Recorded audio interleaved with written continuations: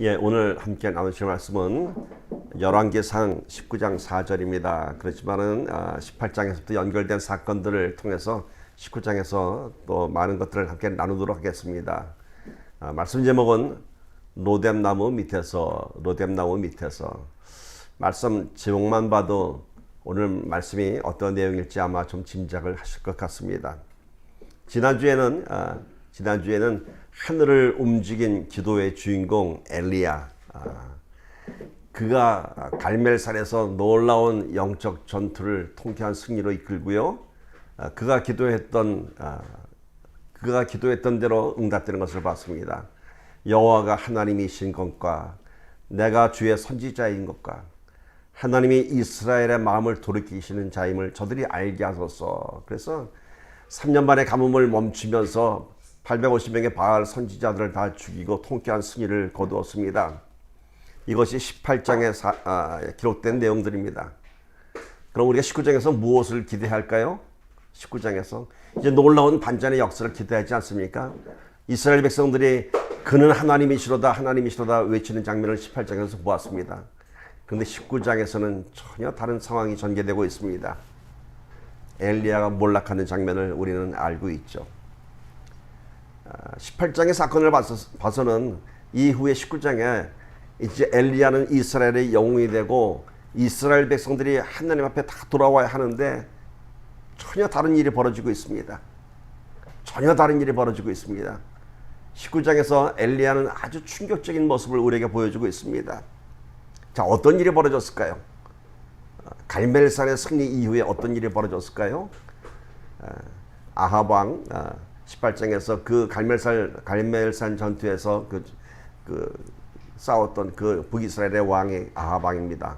아합 왕은 북이스라엘 역사에서 가장 완악한 왕으로, 가장 패역한 왕으로 기록되고 있습니다.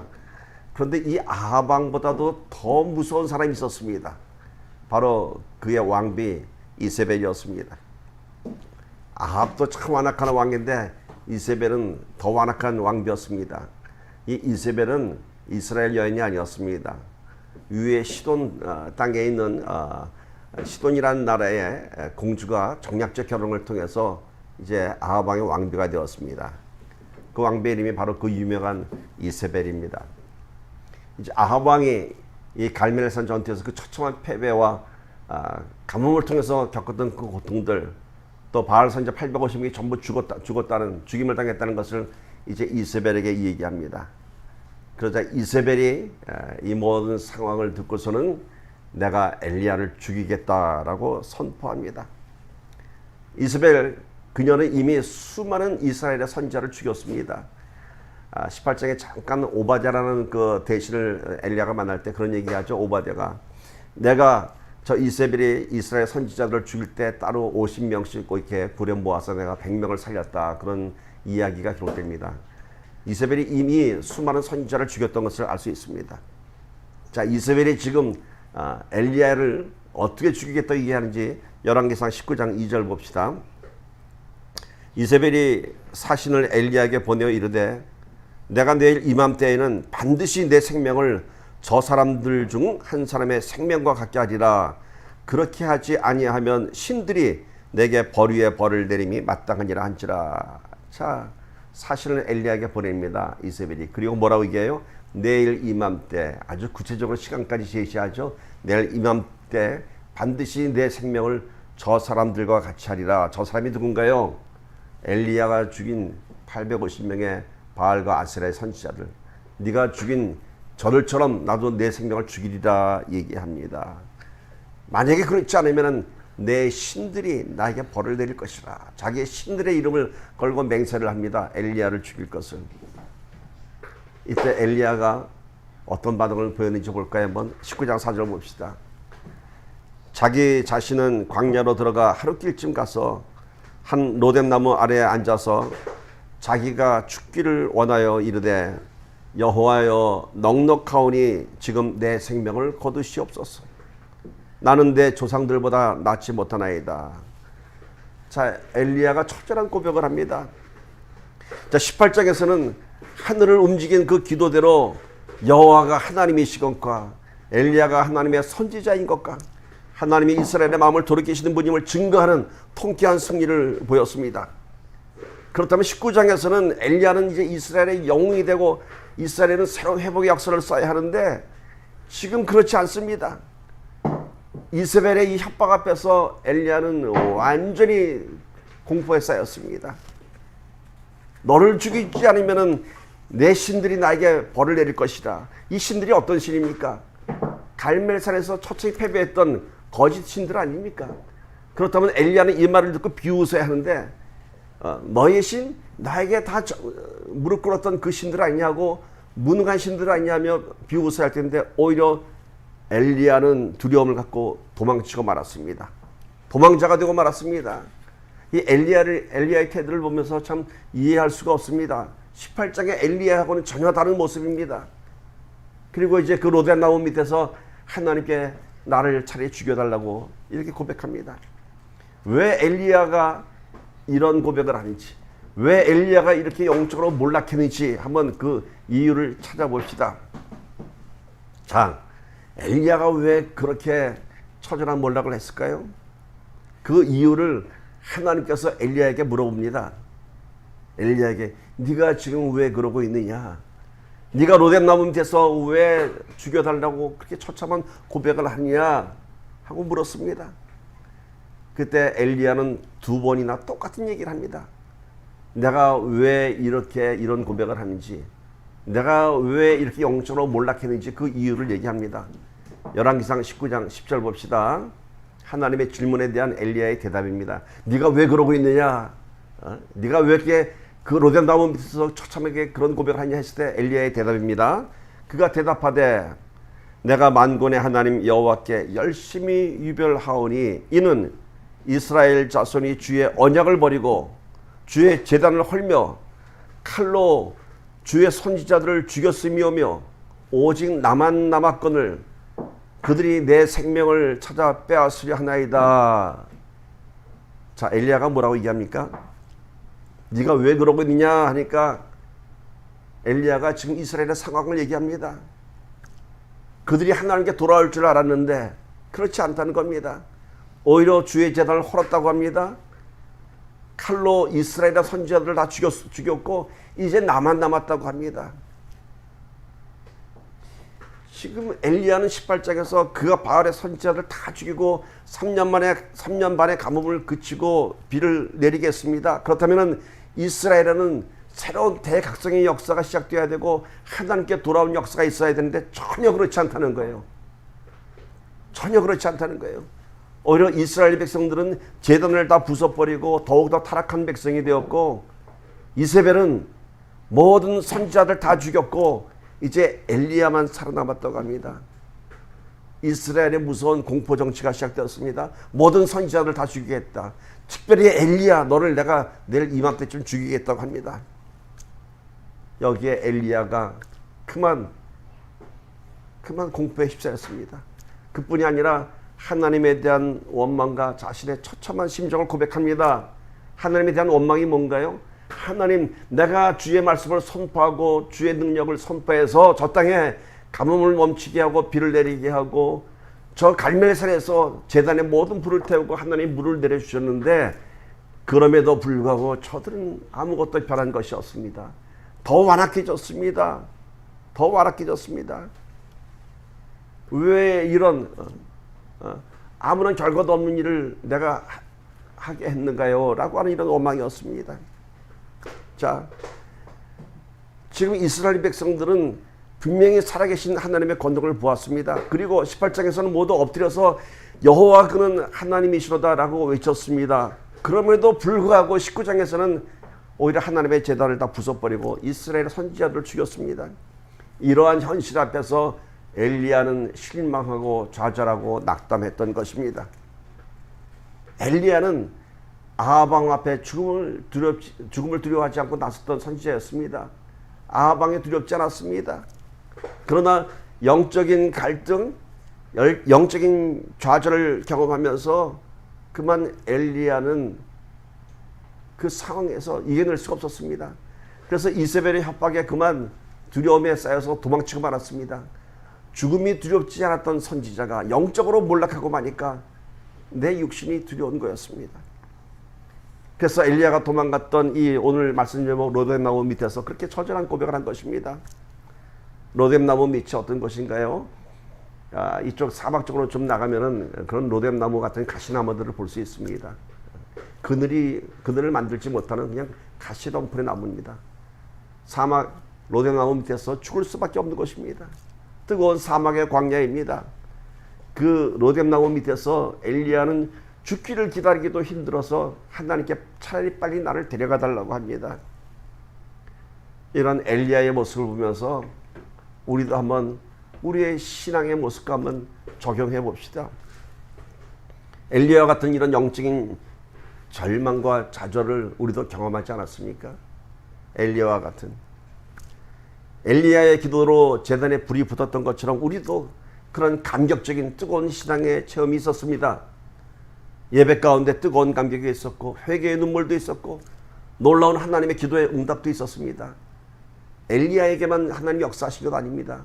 저와 여러분들도 분명 이러한 놀라운 뜨거운 은혜를 체험했을 것을 부인할 수 없습니다. 그렇게 큰 은혜를 체험한 우리들입니다. 3년 만에 가뭄을 그치고 비를 내렸던 것처럼 우리들의 삶 속에서 하나님은 확실한 하나님의 도우심을 우리 삶 속에서 보여주셨습니다. 그런데 그 후 그 은혜가 우리 삶 속에서 오래가지 않는다는 것입니다. 그런 은혜, 그런 뜨거운 감격을 경험했으면 우리가 변해야 됩니다. 내가 변해야 되고 내 속사람이 변해야 되는데 시간이 흐를수록 다시 옛사람으로 돌아오는 우리들을 볼 수 있습니다. 점점 예배의 감격이 메말라지고요. 신앙생활도 지루하고 따분해지기 시작합니다. 감격이 사라졌습니다. 영적 충만함이 가득할 때는 어떠한 삶의 문제들에도 두려움이 없었습니다. 그러나 영적 충만함이 사라지면서 우리는 다시 한숨 쉬기 시작하고 세상의 문제들로 염려하기 시작합니다. 그리고 우리가 이렇게 영적으로 쓰러지게 되면 세상의 압박은 점점 더 심해져 갑니다. 예수 잘 믿는 것보다는 세상에도 이제가 밝아야지 될 것 같고 더 야가야지 내가 살 것 같고 더 정신 차려야지만이 살아갈 것 같은 그러한 생각으로 바뀌게 됩니다. 험한 세상이 내 눈에 들어옵니다. 하나님의 은혜를 보는 것이 아니라 하나님의 은혜를 구하는 것이 아니라 세상에 끌려가게 됩니다. 그래서 예수 열심히 믿는다고 하지만 내 삶엔 변화된 것이 없고요. 주위를 둘러보니까 예수 안 믿어도 나보다 더 잘 사는 사람들이 많습니다. 예수 안 믿는다고 해서 특별히 또 뭐 하나님의 징계가 있는 것도 아닙니다. 뭐 예배 충실히 안 드려도 주일 성수 안 해도 뭐 괜찮습니다. 오히려 예수 잘 믿는 사람들이 더 어렵게 사는 것 같습니다. 왜 신앙생활에서 삶이 더 곤고해진 것 같습니다. 이러한 영적인 갈등이 옵니다. 오늘 우리는 이 엘리야의 몰락을 이해할 수 있습니다. 우리도 똑같이 그런 영적인 몰락을 경험하기 때문입니다. 하나님의 은혜와 하나님의 권능을 경험했음에도 불구하고 또다시 밀려오는 거대한 세상의 도전과 공격 앞에서 다시 무릎 꿇고 다시 두려워지는 것입니다. 여러분, 중요한 사실 하나 짚고 넘어가야 됩니다. 지금 엘리야의 눈에 보인 이스라엘은 다시 바알신을 섬기는 더 패역한 모습으로 돌아간 것 같았지만은, 그래서 자신의 모든 사역이 다 실패로 돌아간 것 같았지만은 하나님은 그렇지 않다고 얘기합니다. 하나님 엘리야에게 너 왜 그러고 있느냐, 내가 왜 어찌 거기에 그러고 서 있느냐 했을 때 엘리야가 하나님, 내가 불의 권능을 보이고 기도의 권능을 보이고 하나님이 응답하셨지만은 이스라엘은 아무것도 변한 것 없고 오히려 바알 신이 저들의 신이 되었습니다 라고 원망했을 때 하나님은 그렇지 않다고 얘기합니다. 한번 볼까요? 말씀 열왕기상 19장 18절 보십시오. 그러나 내가 이스라엘 가운데 7,000명을 남기리니 다 바알에게 무릎 꿇지 않고 다 바알에게 입 맞추지 아니한 자니라.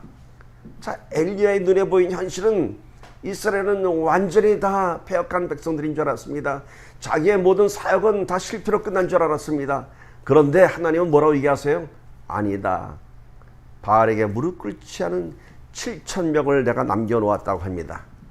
하나님께서. 그런데 엘리야는 그것을 보지 못했습니다. 엘리야는 죽임당한 선지자만 보았고 패역한 이스라엘의 모습만 보았습니다. 그런데 하나님은 그렇지 않다고 합니다. 우리 로마서에서도 아마 이 바울이 이 말씀을 인용했던 것을 기억할 것입니다. 몇 주 전에 이 말씀을 나눴던 기억이 납니다. 무릎 꿇지 않은 7천의 선지자가 있다는 겁니다. 여러분, 우리가 신앙생활 하면서 엘리야 같은 몰락을 경험할 수 있습니다. 신앙생활 열심히 했는데 우리 현실이 실패한 것 같습니다. 모든 수고가 다 헛된 것 같습니다. 그러나 여러분, 우리의 기도와 헌신은 결코 헛되지 않습니다. 단지 우리가 보지 못하고 우리가 깨닫지 못할 뿐이고 우리의 눈에는 처참한 현실만 보기 때문인 것입니다. 하나님은 그렇지 않다고 합니다.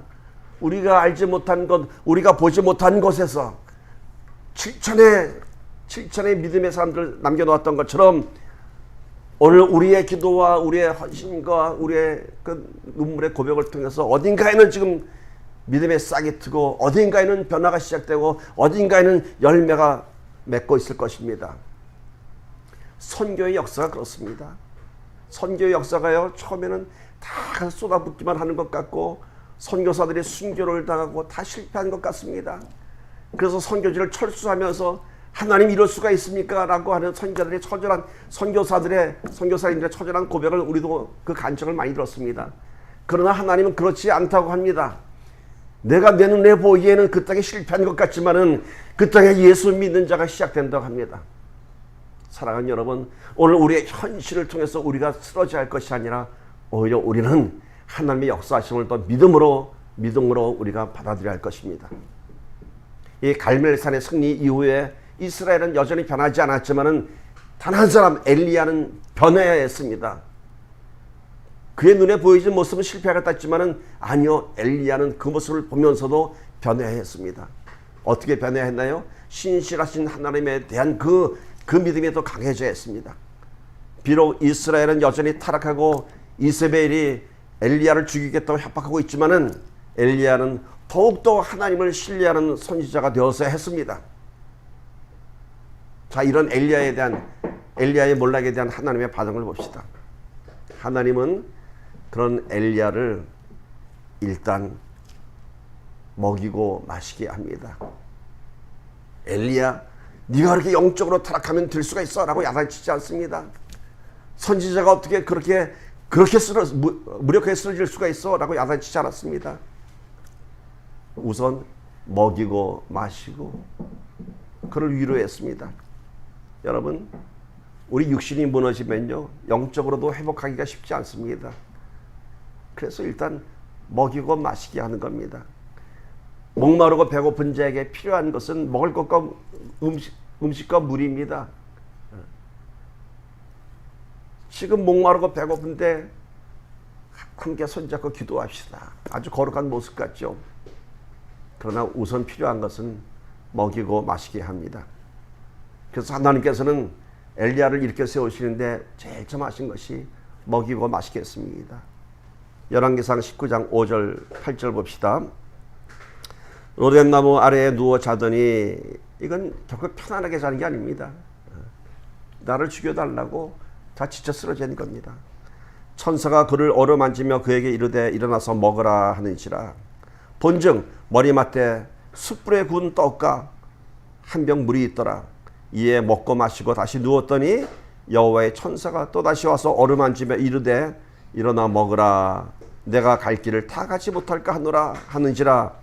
이에 일어나 먹고 마시고 그 음식물의 힘을 의지하여 40주야를 가서 하나님의 산 호렙에 이르느니라. 자, 엘리야가 얼마나 번아웃 됐는지, 얼마나 지쳤는지 한번 먹고 마시고 다시 누워버렸습니다. 다시 누웠습니다. 그러자 천사가 다시 일으켜 섭니다. 더 먹어야 돼. 더 마셔야 돼. 왜? 네가 갈 길이 있다는 겁니다. 네가 갈 길이 있다는 겁니다. 갈 길이 어디인가요? 호렙산입니다. 호렙산이 어딘가요, 여러분? 모세가 하나님을 만난 곳이죠. 호렙산 떨기나무에서 불부는 하나님을 보았고요. 그것이 바로 율법을 받은 신의 산입니다. 이스라엘 사람들은 이 신의 산을 호렙산이라고 불렀습니다. 즉 하나님의 산, 거룩한 산입니다. 어디로 가야 한다고요? 호렙산. 모세가 하나님을 만난 것이고요. 엘리야도 이곳에서 다시 하나님을 만나게 됩니다. 하나님께서 공급하시는 은혜가 뭐였나요? 먹고 마시고 쉬게 합니다. 그러나 거기에서 끝나는 것이 아닙니다. 여러분, 우리가 지치고 넘어졌을 때 하나님의 은혜를 경험하면서 먹고 마시고 하나님의 공급하시는 은혜를 우리가 경험할 수가 있습니다. 그러나 거기서 할렐루야 아멘으로 끝나는 것이 아닙니다. 오늘 분명히 가야 할 곳이 있다고 합니다. 먹고 마시고 쉬는 것에서 끝나는 것이 아니라 사명을 회복해 주는 것입니다. 그런데 그곳에 가기까지 먼저 육적인 회복을 해야 합니다. 육적으로 충분히 회복이 된 다음에 그 다음에 하나님의 부르시는 하나님을 만나는 그곳까지 가야 됩니다. 우리들이 가야 할 호렙산이 어딘가요, 여러분? 우리들이 가야 할 호렙산. 지금 이 코로나 사태를 지나면서 많이 지치고 힘들고 넘어져 있습니까? 무슨 하나님께서 여러분들을 쉬게 하실 것이고 단잠을 자게 하실 것이고 먹일 것입니다. 여러분들의 마음이 하늘을 향해서 열려 있다면 여러분들이 취하는 그 어떤 것에서도 하나님의 역사가 일어날 것입니다. 그리고 어디로 가라고요? 호렙산으로 가야 합니다. 우리가 가야 할 호렙산이 어딘가요? 모세가 하나님을 만났던 곳, 엘리야가 하나님을 만났던 곳, 이제 우리가 하나님을 만나는 예배의 자리에까지 가야 합니다. 예배의 자리가 바로 우리의 호렙산입니다. 지금 우리가 드린 이 예배의 자리가 우리가 지쳐서 왔던 자리라면은 다시 한번 이 안에서 하나님의 위로를 통해서 하나님을 만나는 귀한 예배의 자리가 되기를 축복합니다. 자, 호렙산에 왔습니다. 이제 하나님의 음성이 들립니다. 하나님의 음성이 들립니다. 열왕기상 19장 9절과 19장 13절 같이 봅니다. 엘리야가 그곳 굴에 들어가 거기서 머물더니 여호와의 말씀이 그에게 임하여 이르시되 엘리야야 내가 어찌하여 여기 있느냐? 어찌하여 여기 있느냐? 13절 보세요. 엘리야가 듣고 겉옷으로 얼굴을 가리고 나가 굴 어귀에 서매 소리가 그에게 임하여 이르시되 엘리야야 내가 어찌하여 여기 있느냐? 이제 하나님이 엘리야에게 얘기합니다. 먹고 마시고 그를 40주야를 걸쳐서 걷게 해서 호렙산까지 왔는데 그때 들리는 하나님의 음성이 뭐예요? 네가 어찌하여 여기 있느냐? 네가 어찌하여 사명을 다 잃어버리고 죽겠다고 하지 했다가 이렇게 여기까지 왔느냐? 꾸짖고 계십니다. 갈멜산의 승리를 통해서 엘리야는 이제 자기 사명을 다했습니다. 갈멜산의 그 승리를 통해서 엘리야가 자기 할 것은 다 했습니다. 그 이후의 일은 하나님께 달려있는 것입니다. 그 이후의 일은 하나님께서 이제 하실 일입니다. 엘리야가 착각했던 것은 갈멜산의 승리를 통해서 세상이 변하기를 원했습니다. 나의 기도로 나의 사역을 통해서 나의 능력을 통해서 이스라엘이 변하기를 원했습니다. 그러나 이 엘리야의 한 번의 승리로 세상은 변하지 않습니다. 단 그 승리를 통해서 하나님은 당신이 하나님이신 것을 그들에게 드러내셨지만은 이제 그때부터 하나님께서는 그 땅에 하나님의 역사를 시작하는 것입니다. 여러분, 예수님이 십자가에 매달리심으로 인해서 예수님의 그 한 번의 십자가로 구원이 선포됐지만은 세상은 여전히 변하지 않았습니다. 예수님의 죽음으로 세상은 변하지 않았어요. 여전히 세상은 악이 만연하고 지금 교회도 점점 더 쇠퇴해가는 현실입니다. 젊은 세대들이 줄어들고요. 교회에 오는 숫자들이 줄어들고 있습니다. 그러나 그럼에도 불구하고 이러한 현실에도 불구하고 하나님 나라는 is coming, 지금 오고 있습니다. 오고 있습니다. 하나님이 일하시고 계십니다. 우리의 눈에는 세상은 변하지 않고 점점 폐역해가고 교회는 쇠퇴해가는 것 같지만은 아니라는 거예요. 하나님은 무릎 꿇지 않은 7천을 숨겨놓으셨던 것처럼 지금 하나님 일하시고 계시는 것입니다. 단지 우리가 알지 못할 뿐입니다. 갈멜산의 승리로 세상은 변하지 않았지만 지금 엘리야는 변해야 했습니다. 엘리야만은 변해야 했습니다. 이 승리를 통해서 그는 더욱더 하나님을 알고 하나님을 신뢰하는 선지자가 되었어야 했습니다. 이스라엘의 현실을 보면서도 그는 실망하지 않고 하나님의 역사하심을 고백해야 했습니다. 하나님의 은혜는 세상을 변화시키기 전에 우리를 먼저 변화시킵니다. 내가 은혜 받았다고, 내가 불을 받았다고 세상은 변하지 않습니다. 여전히 세상은 불공평하고 악한 세력이 더 승하는 세상입니다. 그러나 내가 변하고 내가 은혜 받으면은 세상이 변하는 것이 아니라 내 안에서 새로운 세상이 시작되는 것입니다. 내가 변하면은 내 인생이 변하는 것입니다. 내가 변하면은 이제 비로소 내 주위의 사람들도 변하고 세상이 변하는 것입니다. 여러분, 세상은 변하지 않았지만은 내가 변하면은 세상은 움직이기 시작합니다. 내가 변해야 합니다. 내가 변하면 세상이 더 이상 두렵지 않습니다. 엘리야처럼 이렇게 몰락하지 않을 것입니다. 우리가 다시 세상의 문제로 두려움과 문제들로 가득하다면은 그 두려움으로 도망갈 것이 아니라 다시 호렙산에 올라가 사명을 회복해야 할 것입니다. 다시 호렙산에 가서 우리의 사명을 확인하고 뜨거운 은혜를 다시 한번 체험해야 할 것입니다. 호렙산, 여러분이 기도한 초소가 바로 호렙산입니다. 어차피 로뎀나무 같은 막다른 골목에 지금 와 있다면은 그곳에서 하나님을 원망하며 한숨쉬며 나를 죽여달라고 할 것이 아니라 다시 내 믿음이 살아나도록 기도해야 할 것입니다. 다시 호렙산에서 하나님을 만날 수 있도록 기도해야 할 것입니다. 믿음은 세상을 바꾸는 것이 아니라 나를 바꾸는 것입니다. 은혜는 세상을 뒤집는 것이 아니라 나를 뒤집는 것입니다. 오늘 이 말씀을 통해서 저와 여러분 다시 호렙산으로 올라가는 우리의 믿음이 시작이 되기를 다시 한번 주님의 이름으로 축복합니다. 자, 이제 사명을 잃어버린 엘리야가 사명을 회복하게 됩니다. 엘리야가 몰락한 두 번째 이유가 있습니다. 첫 번째 이유는 뭔가요? 이스라엘이 변하지 않았다는 거예요. 이세벨이 나를 죽이겠다는 거예요. 세상은 더 완악해졌다는 거예요. 하나님의 그 능력이 선포됐지만 아무런 역사가 없었다는 거예요. 그래서 엘리야가 실망하고 몰락했습니다. 근데 두 번째 이유가 있습니다. 두 번째 이유가 뭐냐면은 갈멜산의 승리 이후에 엘리야는 더 이상 자신의 사명을 발견하지 못했습니다.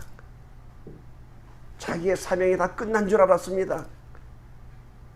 바알의 선지자, 아세라 선지자들을 850명을 죽이고 간음을 멈추고 그 제단에 불의 권능을 내렸으니까 이젠 내가 할 일을 다 했다. 그래서 갈멜산의 승리 이후에 엘리야는 무엇을 해야 할지 몰랐습니다. 하나님의 말씀도 없었습니다. 하나님도 침묵하셨습니다. 여기서 엘리야가 영적인 몰락이 시작된 것입니다. 이세벨이 이렇게 협박을 할 때도 하나님의 음성이 들리지 않았습니다. 가뭄을 선포할 때는 그리 시내가에 들어가서 숨어 있으라라고 하는 하나님의 음성이 있었습니다. 그런데 이제는 하나님의 음성도 들리지 않습니다. 엘리야는 어디로 가야 할지 무엇을 해야 할지 심한 혼란 상태에 빠지고 말았습니다. 그리 시내가에서 특별 훈련을 받을 때는 하나님의 사명이 있었고 이스라엘의 영적인 타락을 깨우치고자 하는 뜨거운 열정이 있었습니다. 그러나 이제는 무엇을 해야 할지 모릅니다. 갈멜산에서 그걸 다 보여줬는데 그 이상 날 보고 더 어떡하라고요. 아무런 사명도 발견하지 못했습니다. 여러분, 하나님의 사명자가 사역을 잃게 되면 깊은 영적인 침체를 맞게 됩니다. 하나님의 사명자가 사역을 잃어버리면 무엇을 해야 할지 모릅니다. 오늘 우리가 하나님의 일을 할 수 있다면 감사한 것입니다. 우리 마음에 하나님의 음성이 들려지고 하나님의 마음을 우리가 나눌 수 있다면 그것은 감사한 것입니다.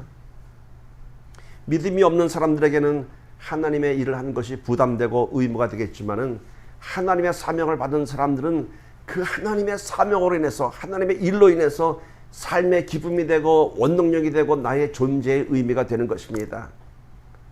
그래서 사명자들은 하나님의 일을 할 때 이 안에서 에너지가 넘쳐나는 것입니다. 그러나 그 사역을 잃어버릴 때 자신의 존재 가치도 잃어버리고 오늘 엘리야처럼 이렇게 되는 것입니다. 여러분, 엘리야가 사명을 받았을 때는 그는 불의 선지자였습니다. 대단한 사람이었습니다. 그러나 그가 사명을 잃어버리니까 어떻게 됐나요? 로뎀나무 밑에 패배자가 되었습니다. 하나님의 사명이 내 마음속에 있을 때는 하나님께서 능력도 함께 주십니다. 그러나 하나님의 사명을 잃어버리면 하나님도 침묵하시고 하나님의 말씀도 잃어버리고 아무런 경건의 능력이 없습니다. 오늘 저와 여러분이 하나님의 일을 다시 사모한다면 우리 안에 다시 그 뜨거운 하나님의 말씀과 능력이 시작될 줄 믿습니다. 여러분, 세상도 마찬가지입니다. 내가 일을 할 수 있을 때 자신의 존재 가치와 삶의 의미가 뚜렷해지는 것입니다. 그러나 언젠가 내가 이 세상이라고 하는 이 필드에서 물러날 때가 있습니다. 현역이라는 단어가 있죠. 현역. 운동선수들도 현역 시절에는 펄펄 뜁니다. 또 선수들도 선수 출신하고 현역 선수하고는 전혀 다릅니다. 현역 선수는 지금 경기할 체력이 준비되어 있고 훈련이 다 되어 있는 사람들이고요. 그 현역에서 물러난 사람들은 그 현역 시절에 그런 자기가 뛰었던 추억만 갖고 있습니다. 현역과 일선에서 물러난 사람들은 천지 차이입니다. 능력에서도 천지 차이입니다. 가끔 우리는 아주 유명했던 선수들이 현역에서 물러나서 참 실망스러운 모습을 보여줄 때가 있죠. 옛날엔 저 사람 참 잘했는데, 옛날엔 잘 뛰었는데, 늙어버린 그들의 모습을 보면서 우리들의 마음도 참 참담해집니다. 운동선수만의 문제가 아닙니다, 여러분. 직장에서도 현역이 있고요. 모든 분야에서 현역이 있습니다. 교회에도 현역이 있습니다. 목회에도 현역이 있습니다.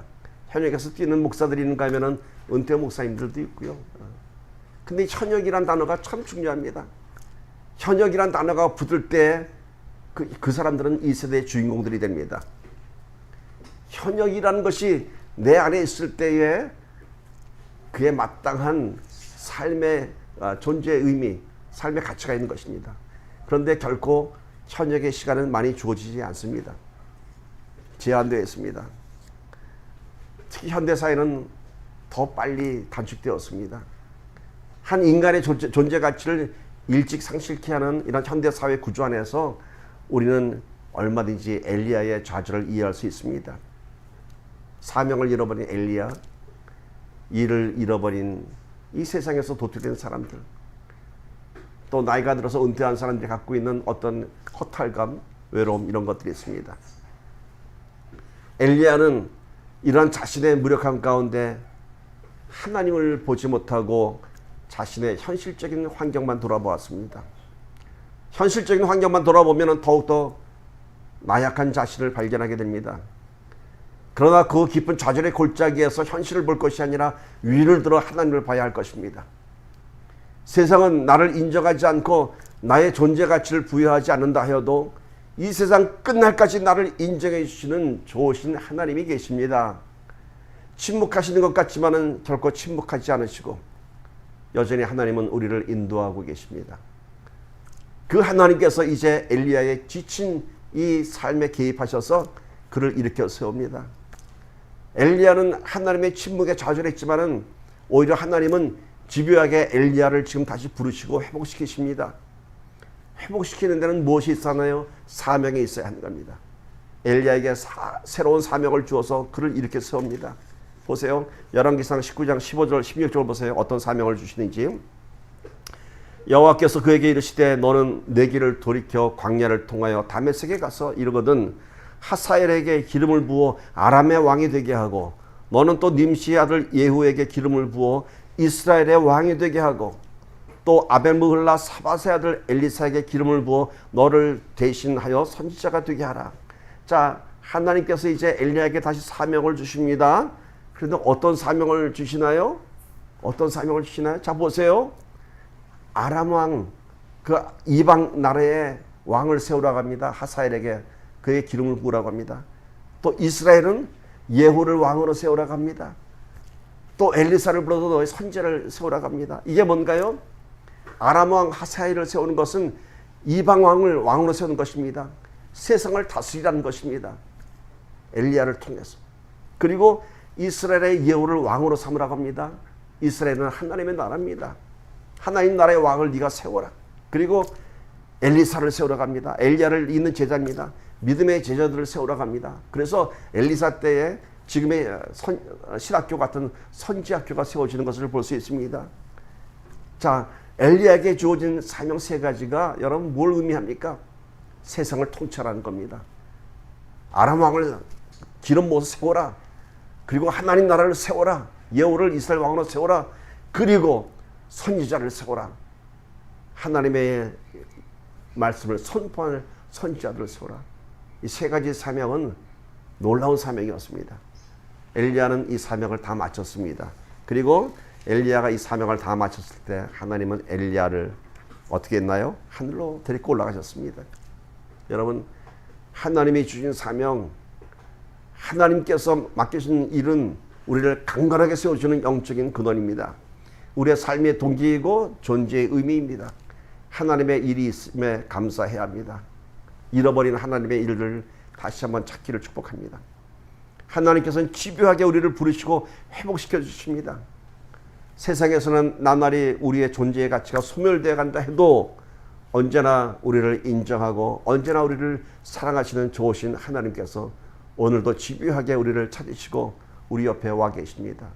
네가 왜 그러고 있느냐? 엘리야, 네가 왜 그러고 있냐?